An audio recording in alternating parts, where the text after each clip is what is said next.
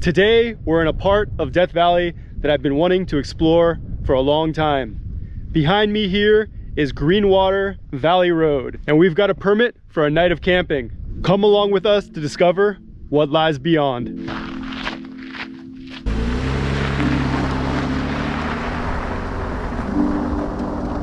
Remote, wild, silent, Greenwater Valley inhabits the southeastern edge of Death Valley and is one of the lesser visited areas of America's largest national park. We approached it from Highway 178 outside of Shoshone. After about 9 miles, you cross the Death Valley sign and shortly thereafter intersect with Furnace Creek Wash, otherwise known as Greenwater Valley Road. Although well graded, the route is washboard for much of the 30-something miles, and with a permitted camping system, it's a road that few travel, so you can expect to feel that you have the place all to yourself.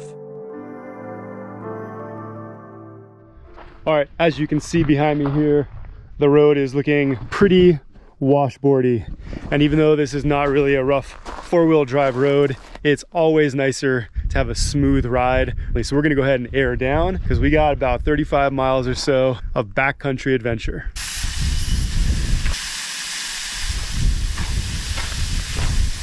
This should make for a much smoother ride.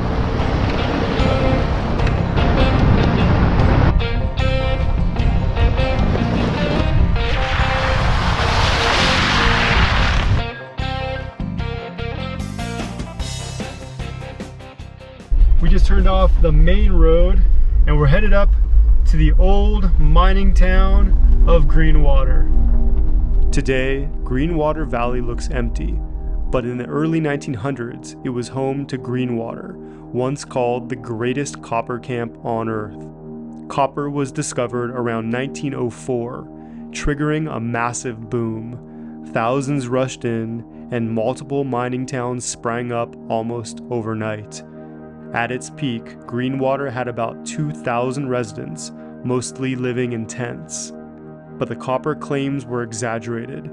By 1909, the mines collapsed, fortunes were lost, and the town was abandoned.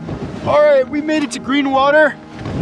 The wind is still howling, and it looks like this place has been neatly compacted into one junk pile. These artifacts that look like a desert sculpture have been illegally collected and piled. Similarly, one of the few remaining stone buildings was also recently vandalized by a careless camper who decided to use the wood roofing to build a campfire.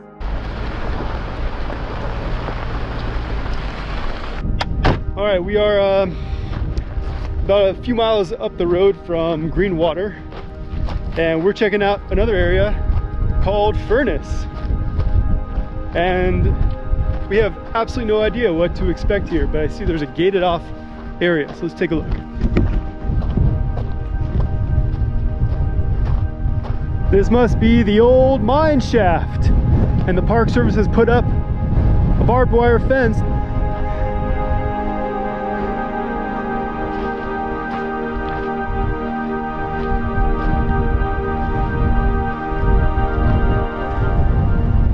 How strange.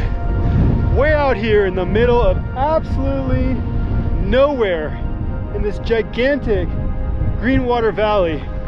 And the mine is right here. Why here? What did they discover that was so special?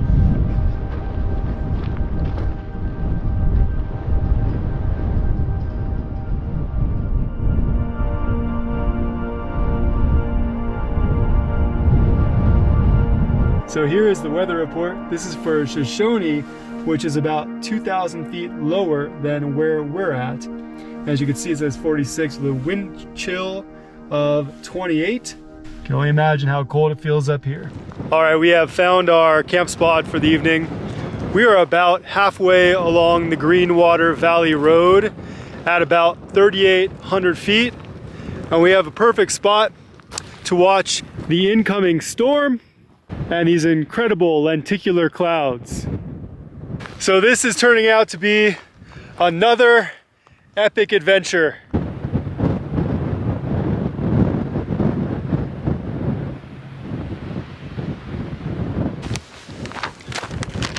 All right, everybody, the wind is still blustery and it's cold. One thing I will say is that weather like this really punctuates the camping experience in a good way. I'm gonna set up the trail cam tonight. Behind me, we got some kangaroo rat holes. I'm guessing we'll catch them.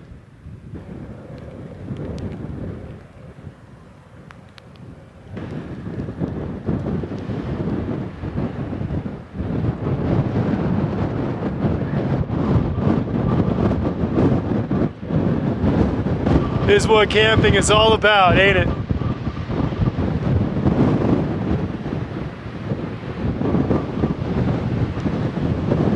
Alrighty, it's dinner time. The wind's still blowing. We got a hot meal cooking in the back of the car, shielded from the wind.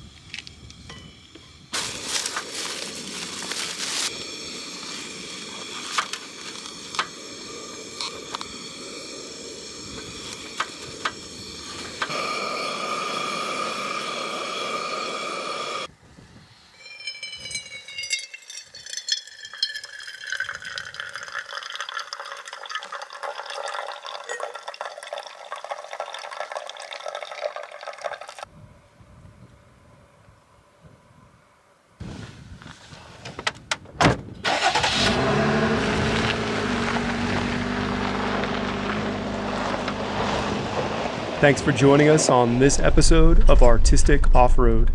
We'll see you next time.